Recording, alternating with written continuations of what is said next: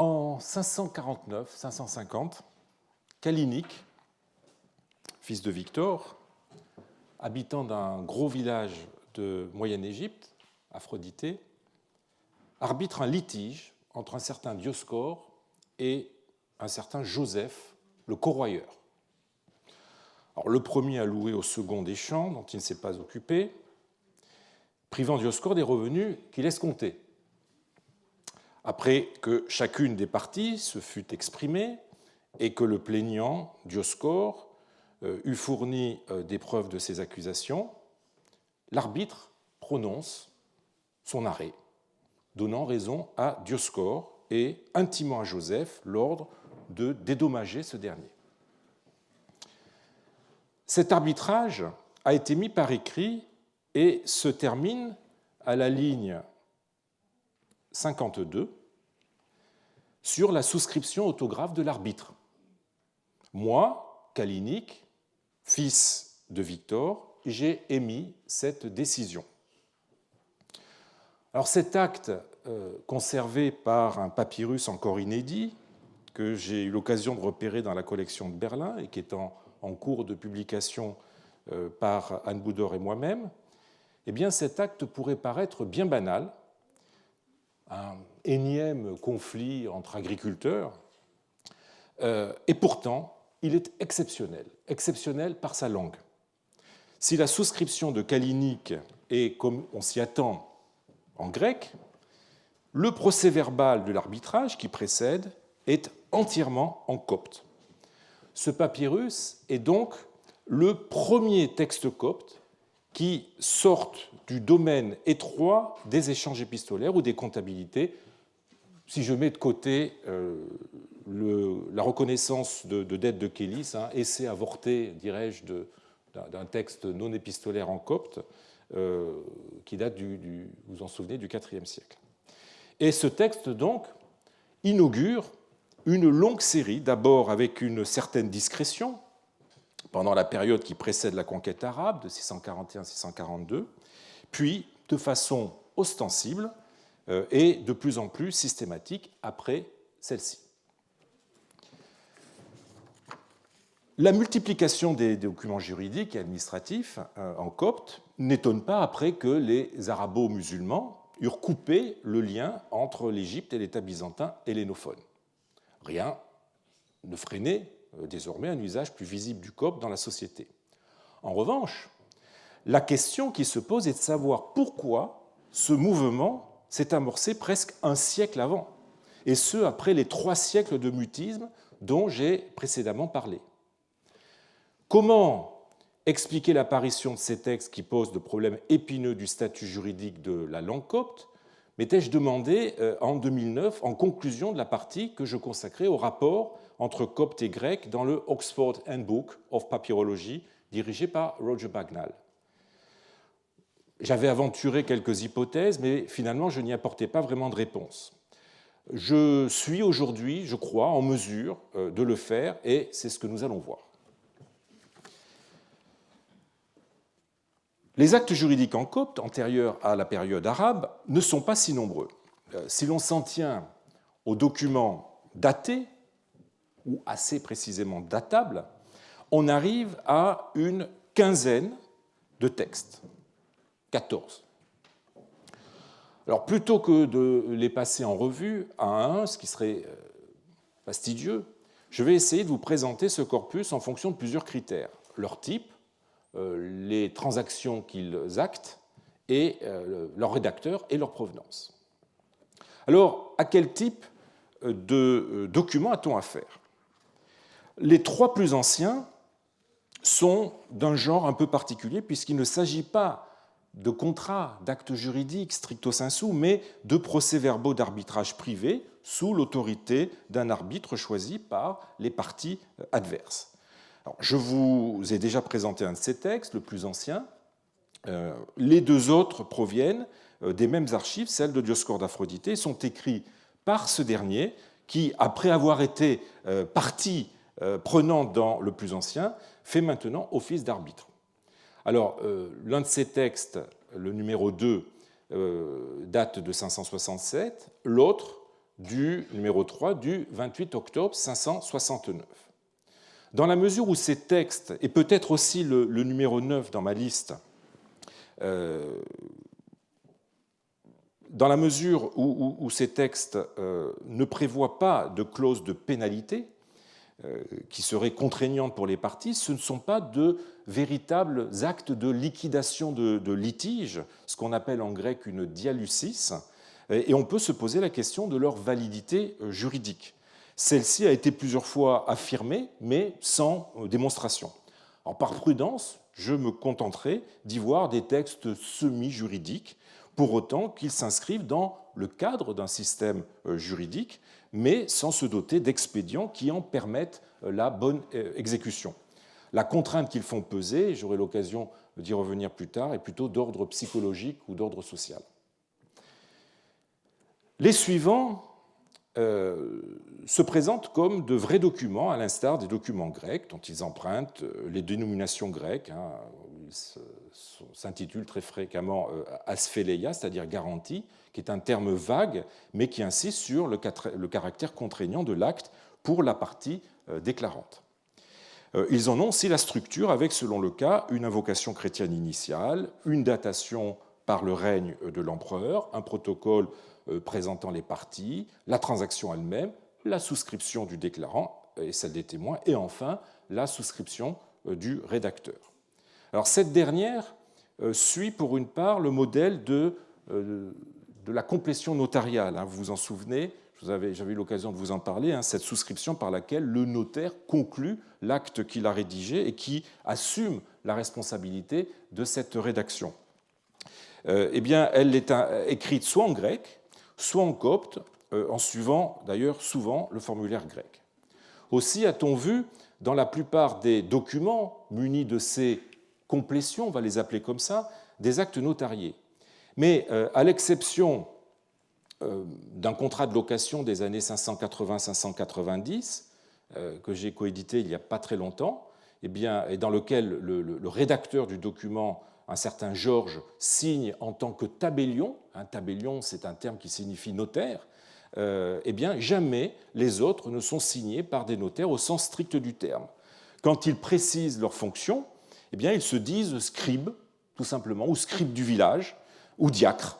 Autrement dit, contrairement à ce que l'on pense, ces documents sont des actes privés, pseudo-notariaux, et pas notariaux au sens plein du terme. Qu'il suffise de comparer la complétion de 2 testaments passés à peu de temps d'intervalle par 2 supérieurs du monastère de Saint-Foy-Bamont, sur lequel j'aurai l'occasion de revenir la semaine prochaine. L'un est écrit en grec, l'autre en copte, et je vous donne les complétions à la fin de ces 2 actes. Le premier est écrit, qui date de la fin des années 610, est écrit par un certain Pierre Notaire, un notaire d'Hermontis, tandis que l'autre, qui est en copte, écrit dans les années en 634, est rédigé par un certain prêtre d'Apakouloutos à Hermonte, scribe du castrone de Djémé. Voilà.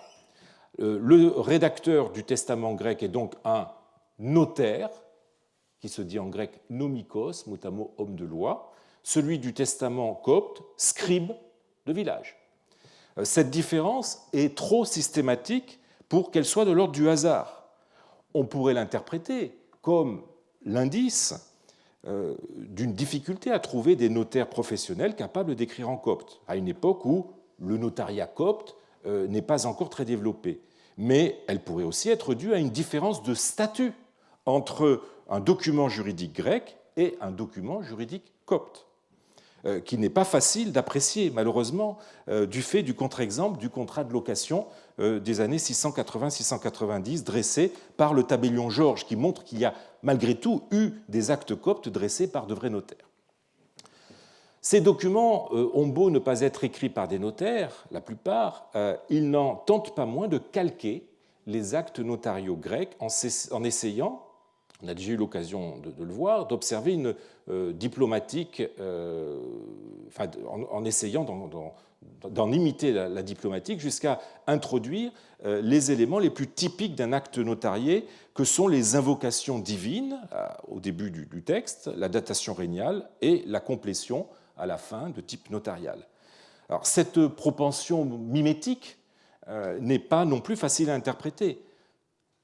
Participe-t-elle d'une reconnaissance de l'infériorité juridique des actes coptes que l'imitation des actes grecs essaierait de compenser? Ou serait-elle plus probablement l'indice d'une pratique notariale qui est en train de se chercher, de se constituer en s'appuyant tout naturellement sur le modèle grec? Alors regardons maintenant les types de transactions qui sont actées par nos 14 documents. Il s'agit pour la plupart de transactions de médiocre importance. Location de terre, vente à terme. Alors les ventes à terme, en fait, ce sont des sortes de prêts que l'on s'engage à régler en nature, des reconnaissances ou des liquidations de dettes, et enfin un document qui est en fait une sorte de convention concernant un document plus ancien. Alors, ces transactions sont relatives à des sommes ou des biens de peu de valeur, à l'exception notable d'une vente de lin d'un montant de 36 sous d'or. Alors, 36 sous d'or, ce n'est pas une somme énorme, mais c'est quand même une somme importante. Voilà, c'est celui-là. À l'exception aussi d'une déclaration concernant un héritage qui met en jeu la maison et les autres possessions du déclarant. Et enfin, d'un contrat de mariage dont l'objet n'est rien moins que la fille du déclarant. Les deux premières exceptions peuvent s'expliquer par leur date, j'aurai l'occasion d'y revenir. Il est peut-être plus malaisé de justifier la dernière exception. Il est vrai que c'est un document qui présente par ailleurs de singulières irrégularités. Le père qui donne sa fille n'a pas apposé sa souscription, ce qui rend l'acte théoriquement illégal. Le fait que la transaction, évidemment, dans ce cas présent, soit de nature familiale, autrement dit que les parties, le père et le gendre, soient désormais unis par les liens familiaux et des liens familiaux forts, pourrait être un début d'explication. Signalons enfin l'exception que pourrait constituer cet acte de pâturisse, alors que je n'ai pas mis dans le tableau, dans lequel on a cru reconnaître un affranchissement d'esclaves, mais tout dans ce texte est singulier, en commençant par la personnalité du déclarant. Il s'agit du roi de la nation des Blémis. Les Blémis, on a eu l'occasion de le voir, c'est une population nomade originaire de Nubie, dont une communauté s'est fixée un temps justement à Patiris, d'où provient ce papyrus. Et par ailleurs, la teneur de ce texte est assez énigmatique. Le copte est aussi utilisé pour la première fois pour un autre type d'acte juridique, un petit peu à part, le testament. Notre unique exemple de testament antérieur à la conquête arabo-musulmane est celui de Victor, supérieur du monastère de Saint-Foy-Bamont, qui lègue à son successeur rien moins que le monastère de Saint-Foy-Bamont et ses dépendances. Le contexte monastique de ce testament, auquel il faut lier aussi l'acte de reconnaissance du droit de propriété du même monastère, numéro 6 de la liste, explique l'exceptionnalité de ces textes dont je réserve la discussion pour la semaine prochaine. Ces exceptions mises à part, aucun de nos textes ne constitue des actes juridiques de portée définitive. Il faudra attendre la conquête arabe pour qu'apparaissent vraiment les premières ventes immobilières ou autres documents qui concernent des transferts de propriété. Pour l'instant, le copte est normalement utilisé pour des transactions provisoires, des locations, des prêts, et ce, de façon, comme vous le voyez, vu le nombre de textes, assez timide. On a clairement l'impression d'une phase transitoire. Alors, gardons-nous cependant de penser que l'usage juridique du copte durant cette phase transitoire s'explique par la nature infrafamiliale des transactions, comme on a pu l'affirmer par le passé au sujet de certaines d'entre elles, et comme d'ailleurs pourrait nous le faire accroire le contrat de mariage dont je viens de parler. Nos textes, malgré leur petit nombre, montre bien qu'il n'en est rien et que le copte est utilisé pour des transactions de nature professionnelle ou entre des parties qui n'appartiennent absolument pas à la même famille. Le profil des rédacteurs de ce texte est assez instructif. On pourrait a priori penser qu'on a eu recours au copte par incapacité de pouvoir écrire en grec. Certes, nous avons vu que les premiers documents juridiques ne sont quasiment jamais le fait de véritables notaires qui, on le sait, avaient l'habitude de faire sans cesse le va-et-vient entre les deux langues, traduisant en grec les données fournies par le client égyptien et retraduisant pour ce dernier en égyptien l'acte une fois qu'il a été rédigé. Nos documents sont au contraire rédigés par des scribes professionnels qui ne sont pas des notaires ou par des simples particuliers qui font office de scribes. Ceux-ci, surtout pour les seconds, pouvaient ne pas avoir la même compétence bilingue et en être réduits à utiliser le copte. Or, il n'en est rien.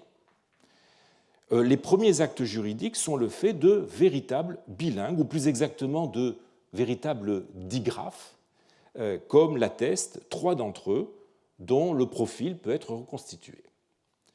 Alors, le plus ancien est Dioscore d'Aphroditê, dont nous avons vu qu'il avait réalisé 2 arbitrages qu'il avait mis par écrit.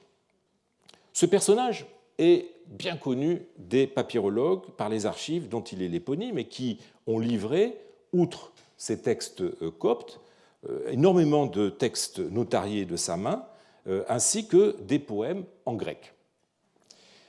Dioscore est considéré comme un des meilleurs exemples de bilinguisme et de biculturalisme dans l'Égypte de l'Antiquité tardive, capable de passer du copte au grec avec énormément d'aisance, même si ces poèmes témoignent des limites, de certaines limites qui ont pu susciter l'ironie des modernes sur son talent de poète. Et je vous donne 2 extraits d'articles qui brocardent le talent poétique de Dioscore, un étant intitulé « Dioscore d'Aphroditê, le plus mauvais poète de l'Antiquité ».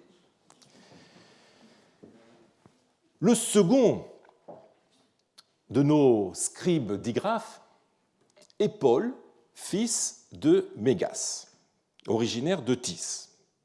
On lui doit non seulement le contrat de mariage en copte, dont j'ai eu l'occasion de parler, mais aussi 4 autres contrats en grec. Alors son alphabétisation était loin d'être parfaite.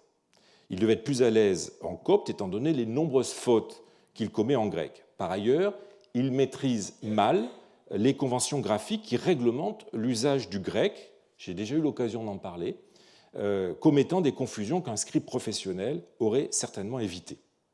Il n'en a pas moins été jugé suffisamment bilingue par son entourage pour qu'on ait eu recours à ses services comme scribe dans les 2 langues.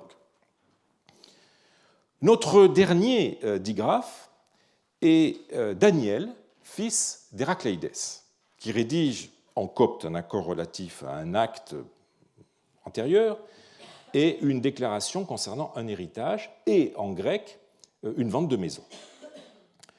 Contrairement à Paul, Daniel, lui, maîtrise parfaitement les 2 langues, il maîtrise parfaitement le formulaire de ces 2 langues et les conventions graphiques qui les régissent dans ce type de texte. Ainsi, comme vous pouvez le voir à l'écran, il adopte pour le grec une cursive droite qui est de mise à cette époque pour des documents juridiques, et pour le copte, une onciale penchée qui est aussi typique des documents coptes contemporains.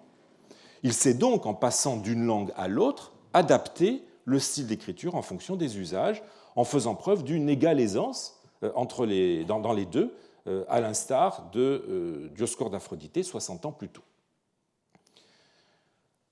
Ces 3 figures sont révélatrices de ce milieu de bilingues, de digraphes, qui n'a dû cesser de croître et où ils ont joué le rôle de médiateurs capables de transférer en copte les modèles des formulaires grecs. Alors, ce travail de transfert est particulièrement visible chez Paul. Je vous ai mis à l'écran deux textes, un texte grec et un texte copte, en comparaison. Donc vous voyez, Paul débute les deux documents par une invocation divine et une datation régnale en grec. Le prestige du grec s'imposait pour ces deux parties qui placent le document sous la tutelle divine et sous l'autorité impériale. Alors je vous lis la traduction du texte de cette invocation. Au nom de notre Maître et Seigneur Jésus-Christ, notre Dieu et notre Sauveur, sous le règne de notre Maître, le très sérénissime Flavius Phocas, l'Éternel Auguste et empereur, 6e année, et ensuite vous avez la datation par le mois et par l'indiction.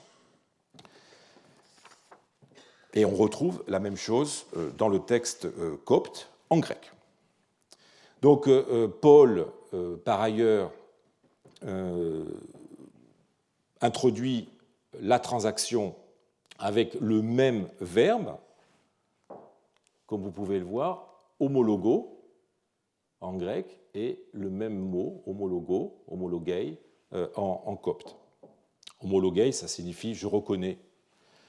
Ensuite, il ajoute une clause pénale dont la version copte calque exactement la version grecque, à condition que je te donne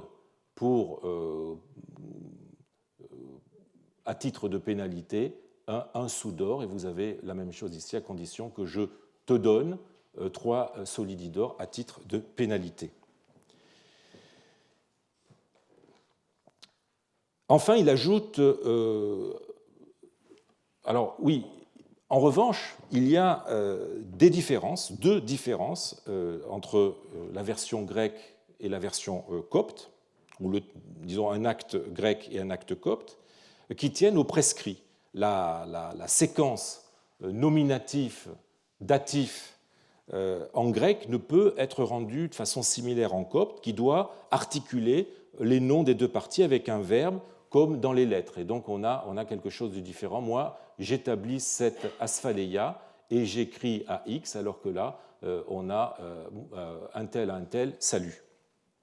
De même, autre différence, c'est la clause finale, la vieille clause romaine de stipulatio. Vous savez, vous vous souvenez, étant soumis à la question formelle, j'ai donné mon accord. Eh bien, cette vieille clause romaine ne signifie plus rien pour un Égyptien, et en copte, eh bien, elle est remplacée par la clause de validité qui, justement, insiste sur ce qui pouvait être ressenti comme une des faiblesses des actes légaux coptes. Ces digraphes, véritables passeurs, ont, en s'appuyant sur leur bilinguisme, joué un rôle déterminant pour réinventer une langue juridique après 3 siècles d'interruption. Cette réinvention est passée nécessairement dans la phase transitoire des années 550-642 par une imitation des formes grecques avant qu'elles ne prennent plus d'autonomie. Elle a dû aussi s'affermir et se diffuser à travers une formation spécifique dont nous n'avons pas de témoignage ancien, mais qui est, je crois, fort bien illustré par ce papyrus de Vienne qui provient d'Hermopolis et qui date de la seconde moitié du 7e siècle. Ce papyrus contient sur son recto, comme vous le voyez à l'écran, un testament copte dans une écriture qui laisse penser qu'il s'agit d'un exercice et non d'un véritable contrat ou d'un véritable testament, ce qui est confirmé par l'autre face, que je vous montre maintenant, qui donne, en version grecque puis en version copte, une série d'extraits de 3 documents juridiques. Vous avez du grec, puis ensuite vous avez le copte, ensuite le grec, le copte, etc. C'est avec ce type d'exercice que les scribes digraphes se formaient, et c'est aussi à travers ces modèles bilingues que se forgeait une espèce de koiné juridique, copte, calquant les modèles grecs et développant une terminologie commune. Alors, je voudrais juste ouvrir une parenthèse pour vous dire, concernant ce problème du digraphisme ou du polygraphisme, que le 6 avril, aura lieu ici au Collège de France une journée d'études sur ce problème, où on essaiera d'analyser le polygraphisme à travers une chronologie longue et dans différentes cultures. Donc il y aura des spécialistes de toutes les cultures, la culture méditerranéenne jusqu'à l'Asie, et qui nous présenteront le phénomène du multigraphisme et qui essaieront d'expliquer finalement comment on arrive à identifier qu'il s'agit du même scribe qui se trouve, qui est l'auteur de deux textes dans des écritures différentes, savoir finalement comment on se forme à deux écritures différentes, savoir en quoi l'exercice d'une écriture peut influencer la pratique d'une autre écriture, etc. Tous ces problèmes donc seront traités le 6 avril et vous êtes évidemment les bienvenus à cette journée qui aura lieu en salle 2. Alors, à quel milieu appartenaient ces digraphes? La majorité de nos documents sont de provenance villageoise. Mais un tiers d'entre eux, ce qui n'est pas négligeable, ont été rédigés en milieu urbain. Le second arbitrage fut dressé à Antinoopolis, qui est la capitale de la province de Thébaïde, qui est une cité d'ailleurs très connue pour la vivacité de son hellénisme. Les deux documents de Daniel furent écrits à Apollonopolis, c'est-à-dire Edfou, et deux autres actes à Syène, c'est-à-dire Assouan, à l'extrême sud de la Thébaïde.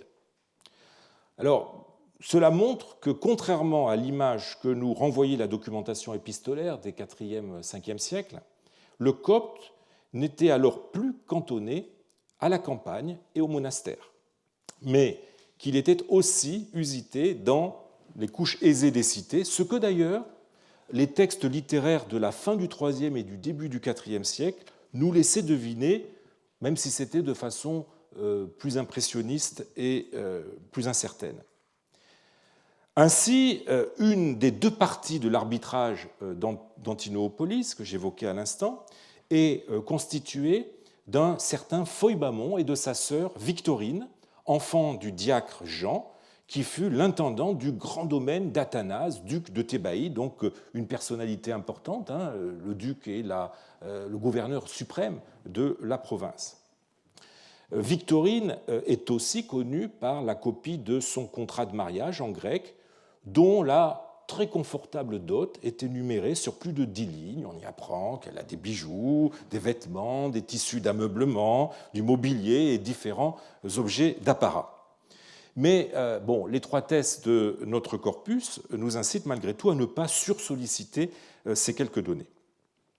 Il en est cependant une qui frappe par son exclusivité et qui a peu de chances d'être le résultat du hasard des découvertes. Tous nos documents proviennent de la province de Thébaïde, c'est-à-dire le sud de l'Égypte. Rien des provinces du nord, à savoir de la province d'Égypte, à Aegyptus, ou de l'Augustamnique, qui forment toutes les deux le delta. Alors, ce qui peut être normal, puisque les conditions climatiques régnant dans cette région ne permettent pas la conservation du papyrus. Mais rien non plus de la province d'Arcadie, qui a pourtant livré tant de papyrus grâce au village du Fayoum et à la cité d'Oxyrhynchos, qui détient haut la main le record des découvertes de papyrus, avec des centaines de milliers de papyrus qui ont été découverts. Nos textes commencent à apparaître au sud d'Oxyrhynchos, avec Hermopolis et son district, Antinoopolis, Aphroditée,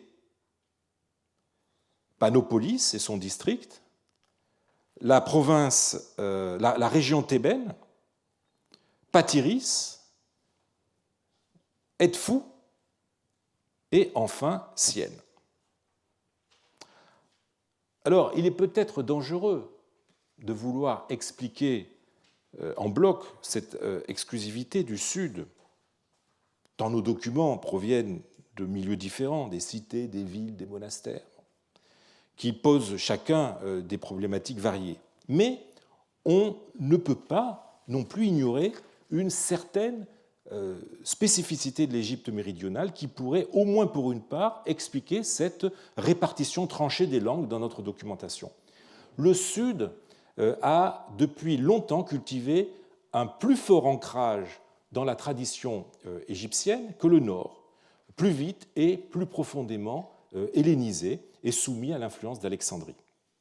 Alors, sans aller jusqu'à dire, comme on a pu le faire, qu'au nord de l'Égypte règne l'hellénisme et au sud l'Égypte pure, et sans méconnaître tout ce que certaines cités du sud, comme Hermopolis, comme Antinopolis et surtout Panopolis, ont pu apporter à l'hellénisme tardif, eh bien, on ne peut que reconnaître que le Sud a été, plus longtemps qu'ailleurs, un foyer d'opposition au pouvoir. On lui doit les grandes rébellions que connut l'Égypte depuis l'époque hellénistique, et en dehors des grands centres, d'une forme d'anti-hellénisme ou d'indifférence à l'hellénisme que cristallise la figure de Chénouté, fondateur, on l'a vu, et supérieur du couvent blanc, enfin surtout supérieur du couvent blanc, non loin de Panopolis, et je cite un de ses textes, « Ce sont vos poètes imbéciles »,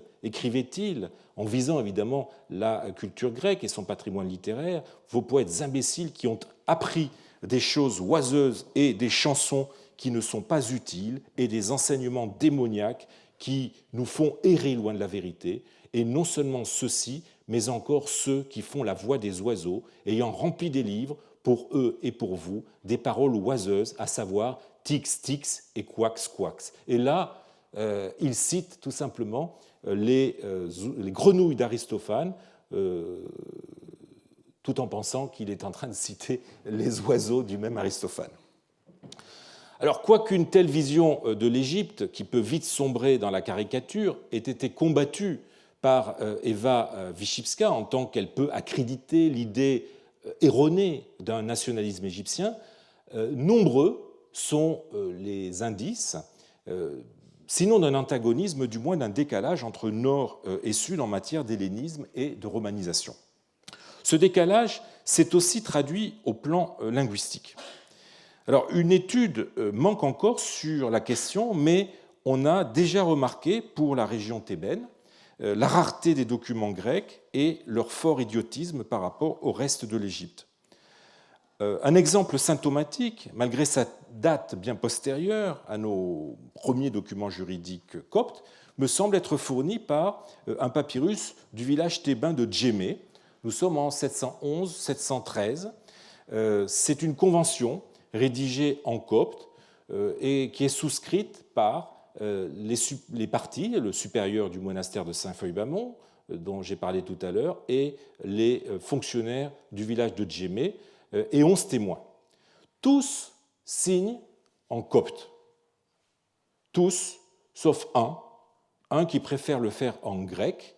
Moi, Jacob, fils d'Isaac, pragmatetes, c'est-à-dire négociant, originaire de Justinianopolis, de la Basse-Égypte, je suis témoin. Et comme vous le voyez, il signe en grec et il vient du delta. Alors, tout en appelant de mes voeux une étude systématique sur le sujet, j'inclinerai à penser pour l'instant que la province de Thébaïde, surtout sa partie sud, depuis toujours éloignée du centre névralgique de l'Égypte, Alexandrie la grecque, et en dehors de ces grands centres moins profondément assujettis à son influence en matière institutionnelle, en matière religieuse et culturelle que la Basse-Égypte ou l'Arcadie, eh bien, que la province de Thébaïde a pu être le terreau d'une affirmation culturelle qui s'est entre autres exprimée au niveau de la langue par un recours plus rapide et plus intensif au copte. Il est significatif que dans divers écrits du corpus pacomien, nous sommes au IVe siècle, mettant en scène des moines d'origine alexandrine, ou en tout cas de culture hellénophone, eh bien, le copte semble être appelé la langue des Thébains. Alors, je vous avais déjà présenté ces quelques textes en vous donnant l'explication traditionnelle que l'on avait avancée les concernant, et qui consiste à y voir des mentions d'un dialecte du Sud, c'est-à-dire le saïdique ou peut-être l'armimique, qui montrait que les Coptes avaient conscience des diversifications dialectales à l'œuvre dans la vallée du Nil.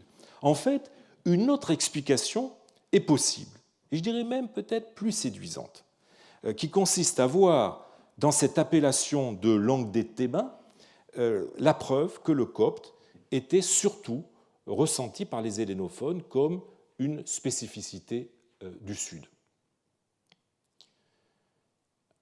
Inversement, bien au-delà de la conquête arabe, le grec était tenu pour la langue des Alexandrins, comme on peut le lire dans le colophon d'un manuscrit copte copié à Edfou en 951. Vous avez le texte sous les yeux.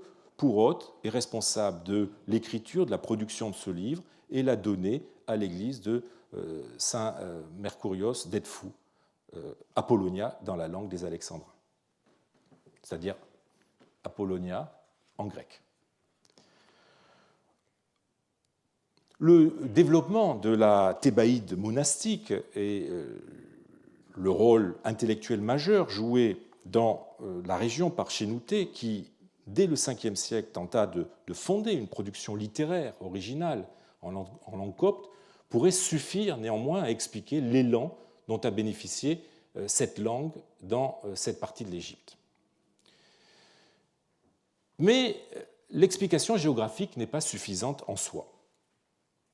Il faut regarder de plus près la répartition chronologique de nos premiers textes, notamment ceux qui actent des transactions dont l'importance nous avait semblé trancher sur le reste.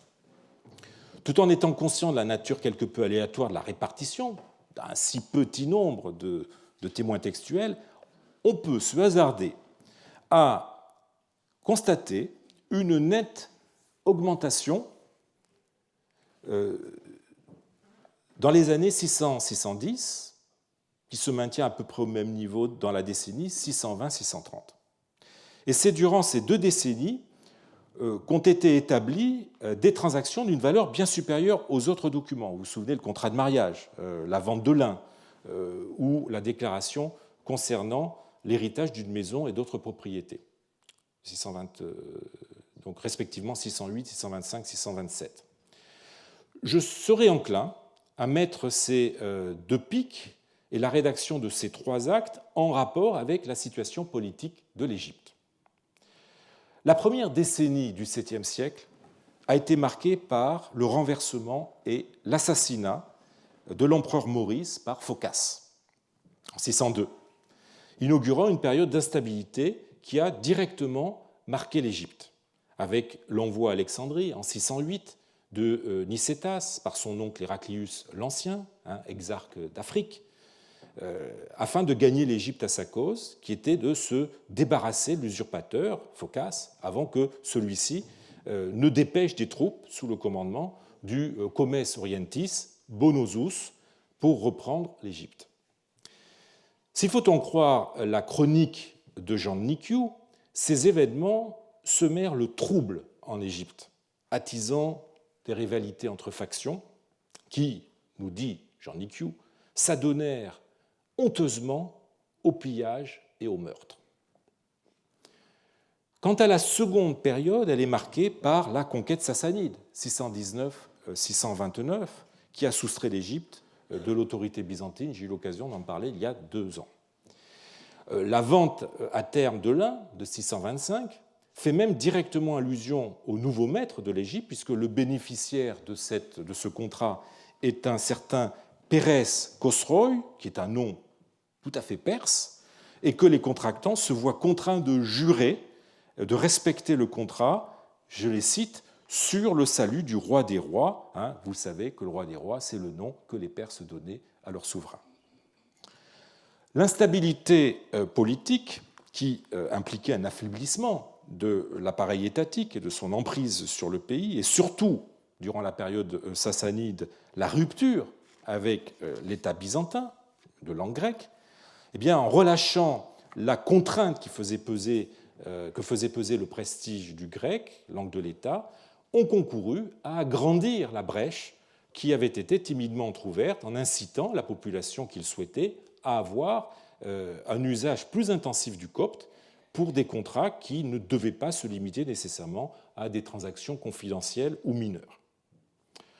En fin de compte, vous le voyez, les approches géographiques et chronologiques ont ceci en commun qu'elles orientent vers une explication qui mettrait le développement des documents juridiques coptes sur le compte d'un recul, d'un affaiblissement ou d'un défaut de l'État et donc d'un allègement de la pression qu'il pouvait faire peser en termes de contraintes linguistiques dans le domaine de l'écrit juridique.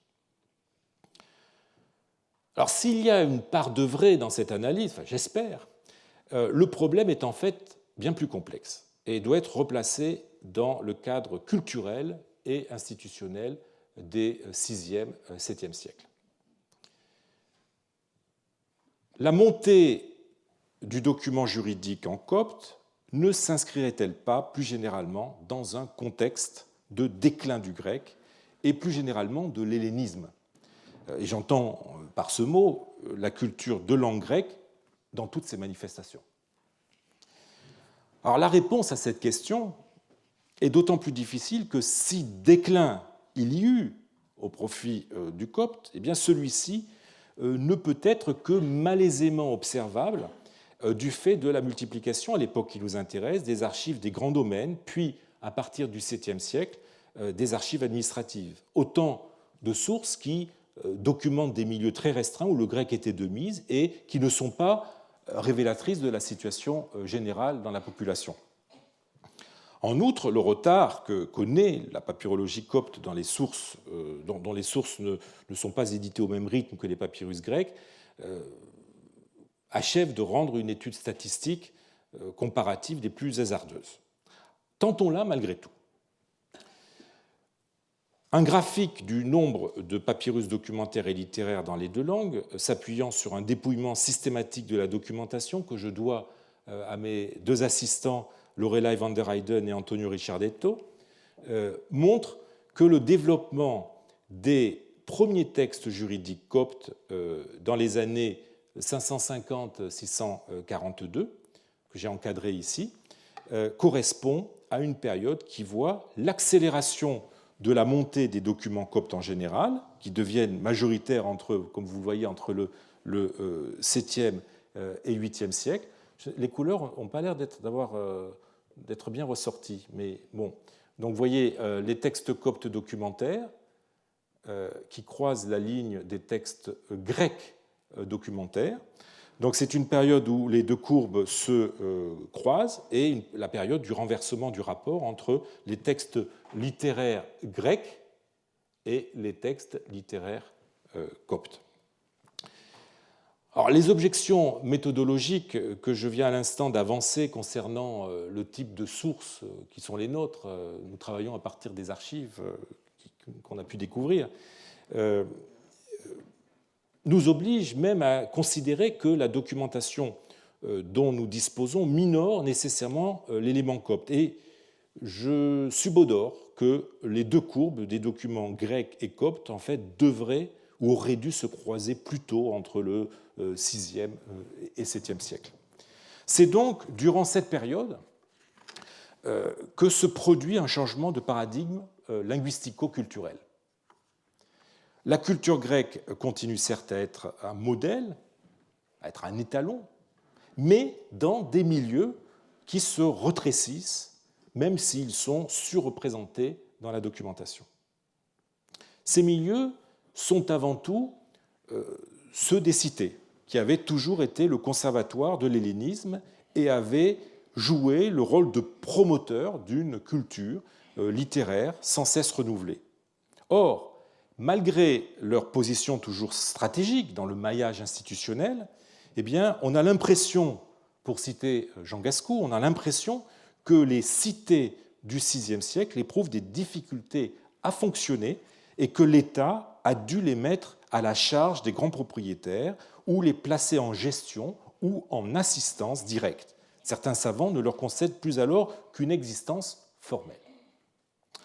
Certes, les nouveaux gestionnaires des cités appartiennent toujours à l'élite hellénophone et continuent à faire fonctionner le marché de la librairie, mais ce transfert ne pouvait que miner la vitalité de la création littéraire, si fortement liée à la vie municipale et qui innervait à son tour le reste de la production écrite.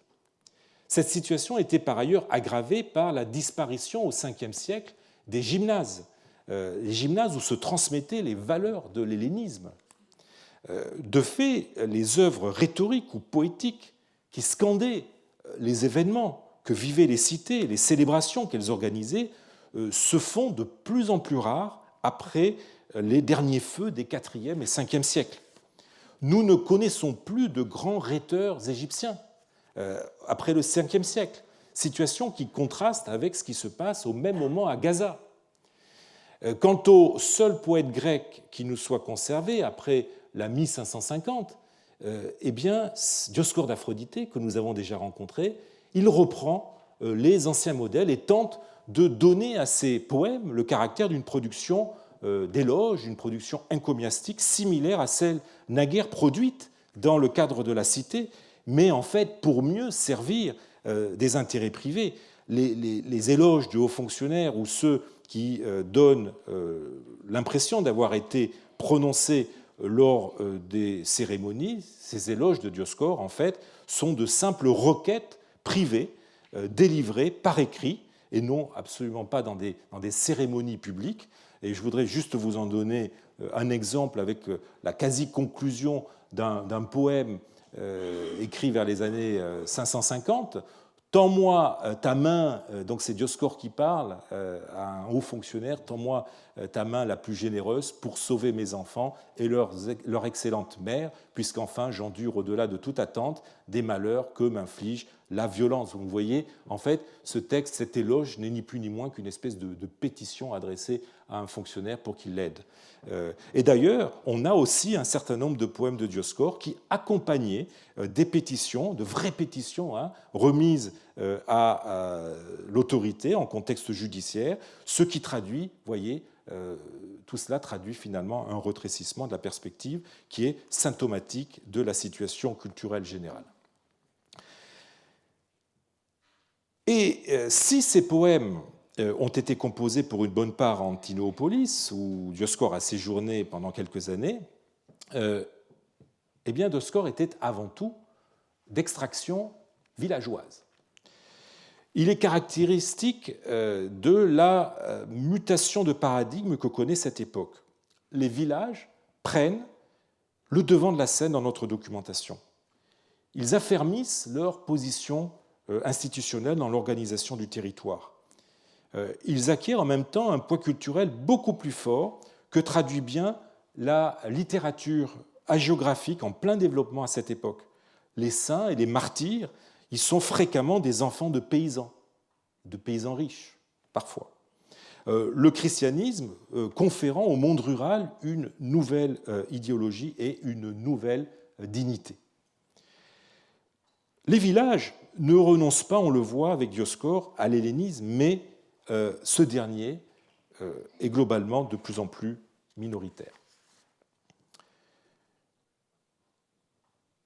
La culture grecque est encore bien vivante, mais son spectre se restreint, adoptant une finalité de plus en plus pratique et utilitaire, comme le montrent bien les textes de Dioscore, celle de former aux carrières publiques ou ecclésiastiques. C'est dans le domaine religieux qu'elle va survivre le mieux en se renouvelant à la faveur d'un processus qui synthétise hellénisme et christianisme.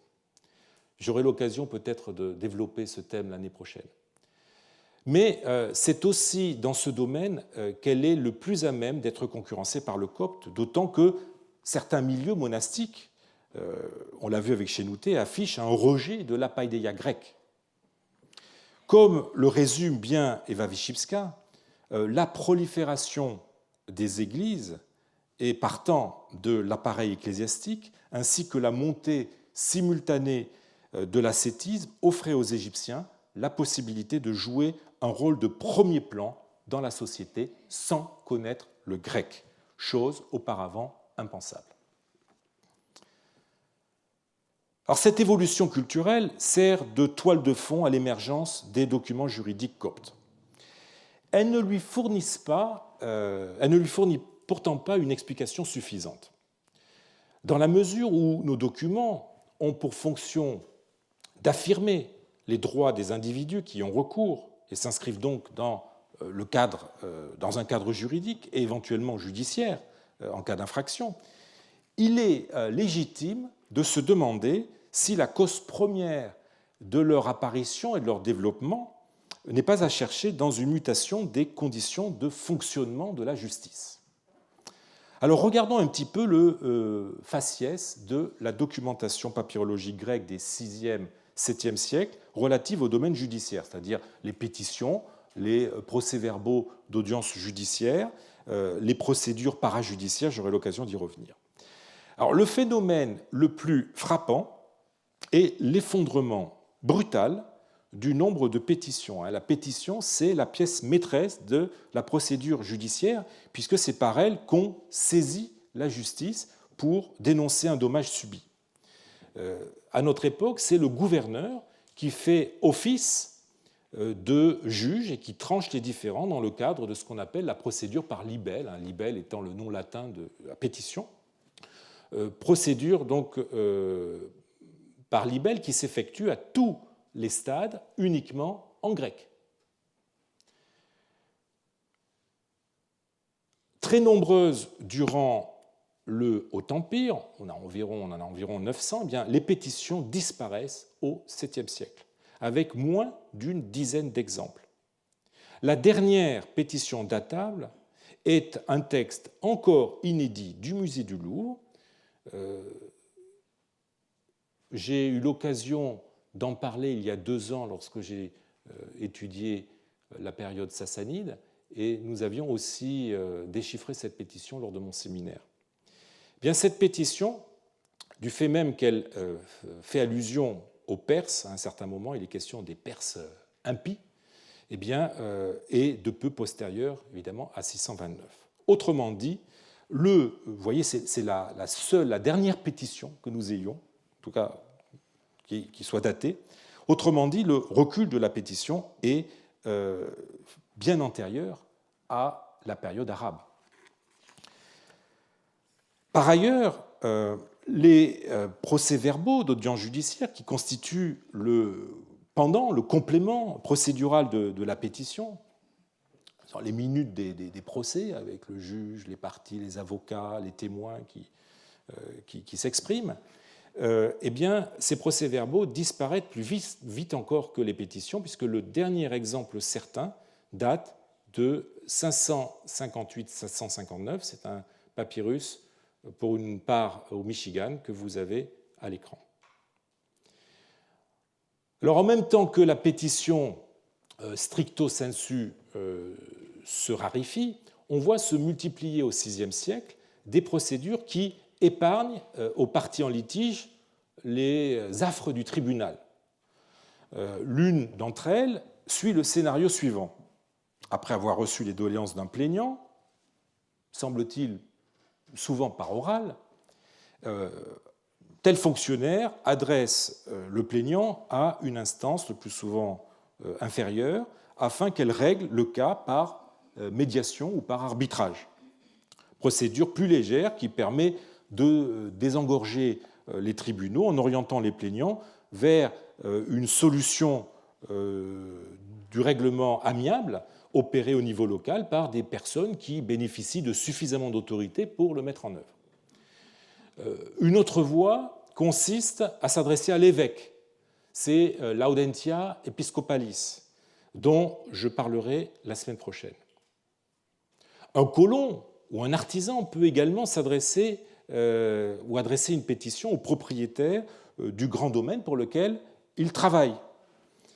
Ces pétitions qu'on a qualifiées de privées s'expliquent par le statut semi-public des grands domaines qui acquièrent des compétences et une autorité permettant à leurs propriétaires d'être sollicités selon les modalités en vigueur pour les magistrats municipaux ou les fonctionnaires de l'État. Enfin, les particuliers en conflit peuvent suivre une voie complètement extrajudiciaire. celle du règlement amiable, en s'adressant à un médiateur, à un arbitre privé, qui tranchera leur litige et dont ils s'engagent à observer la décision. C'est une procédure qui devient brutalement très visible dans la documentation au VIe siècle. Plus de 25 exemples contre 9 seulement au Ve siècle, et qui inaugure, on l'a vu, l'emploi du copte non épistolaire vers 550, puisque notre premier texte du tableau que je vous ai montré tout à l'heure est précisément un procès-verbal d'arbitrage privé. Il est tentant de mettre en rapport avec l'apparition du copte juridique tous ces phénomènes qui semblent témoigner d'un recul de la justice d'État en faveur de procédures para- ou extrajudiciaires. Le recours au copte pour des arbitrages pourrait en être une preuve directe, et l'usage du copte pour la rédaction de nos contrats en serait une cause indirecte. Mais comment articuler l'apparition du copte juridique et le recul de la justice d'État? Des deux, lequel est la cause, lequel est la conséquence? On pourrait penser que c'est la montée du copte dans la population et de son corollaire, le déclin du grec, qui aurait incité les particuliers à renoncer aux moyens traditionnels, c'est-à-dire la procédure par libelle, qui implique, je vous l'ai dit, le recours obligatoire du grec à tous ses stades. La désaffection de la justice d'État serait alors la conséquence de l'aspiration de la part d'un Égyptien à obtenir justice dans sa propre langue sans passer par des intermédiaires parlant grec. Le raisonnement inverse peut être aussi avancé. Il y aurait eu crise des institutions judiciaires obligeant la population à se tourner vers les procédures extrajudiciaires qui rendaient l'emploi du copte possible. La montée du copte dans notre documentation serait donc le résultat du recul de la justice d'État. C'est cette seconde hypothèse qu'a développée une personne dont j'ai déjà eu l'occasion de parler récemment, Arthur Schiller, dans un article célèbre de 1971, The Courts Are No More, les cours ne sont plus, où il affirme que les tribunaux avaient purement et simplement disparu au VIe siècle. Alors même s'il est allé trop loin, allant jusqu'à faire débuter le phénomène dès la première moitié du VIe siècle, et même si sa pensée est quelquefois entachée, comme c'était d'ailleurs souvent le cas chez les savants de cette époque, d'une espèce de vision féodaliste de la société byzantine, qui accentuait les antagonismes entre Égyptiens et Grecs, eh bien, force malgré tout est de reconnaître qu'il a mis le doigt sur un problème. Dieter Simon a combattu ces vues dans une communication qu'il a présentée la même année au 13e Congrès international de papyrologie à Marbourg. Il y apporte des preuves irréfutables que le système judiciaire a bien continué à fonctionner comme avant, tout en reconnaissant la baisse du nombre des procédures.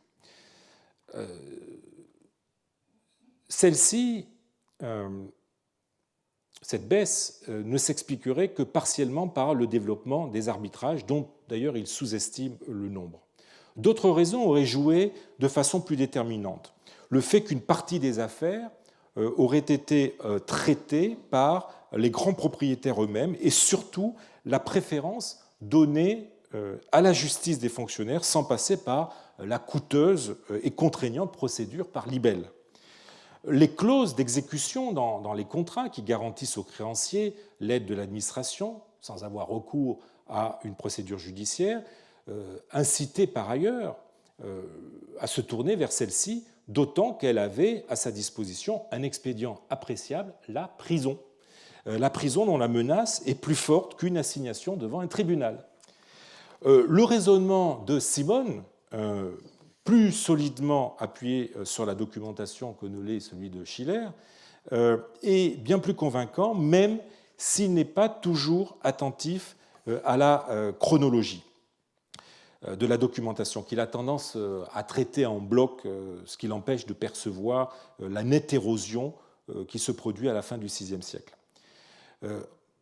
En fait, il faut sortir du cercle vicieux auquel condamne l'opposition entre justice d'État et procédure extrajudiciaire.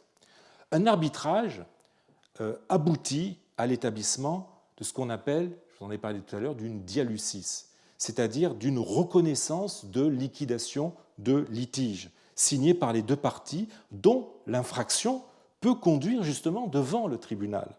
Par ailleurs, la documentation montre que les tentatives pour résoudre à l'amiable un conflit interviennent souvent après qu'une instance a été introduite, comme si le procès était une espèce de moyen de pression pour forcer l'adversaire à négocier à l'amiable ou à respecter la décision d'un arbitre.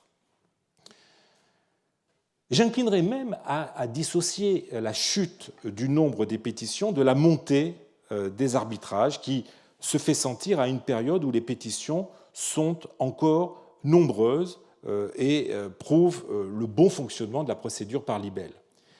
Le développement des arbitrages s'explique par le caractère même de cette procédure. Moins coûteuse, n'impliquant pas nécessairement un voyage, eh bien, elle était par ailleurs plus discrète et s'accordait mieux au caractère familial de la plupart des litiges, notamment lors de successions, tout en étant préférée par les particuliers qui maîtrisaient mal le grec et étaient désireux d'éviter de passer par la voie ordinaire qui impliquait à chaque étape l'envoi de la pétition, l'audience devant le juge, etc., l'usage obligé du grec. En revanche, la disparition des pétitions est d'un autre ordre. Elle peut s'expliquer par le recours à d'autres formes de justice, non nécessairement les arbitrages privés, mais aussi le recours à la justice du grand propriétaire, à la médiation de l'évêque ou aux arbitrages menés par des fonctionnaires subalternes à la demande de leurs supérieurs, sans audience proprement judiciaire.